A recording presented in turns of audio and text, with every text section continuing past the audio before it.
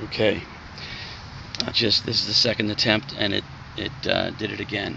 I'm going to leave it alone. I'm going to close the door.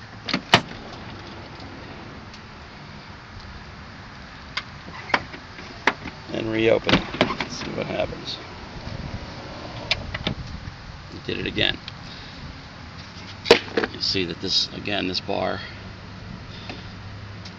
it did not flip to allow the door to open fully.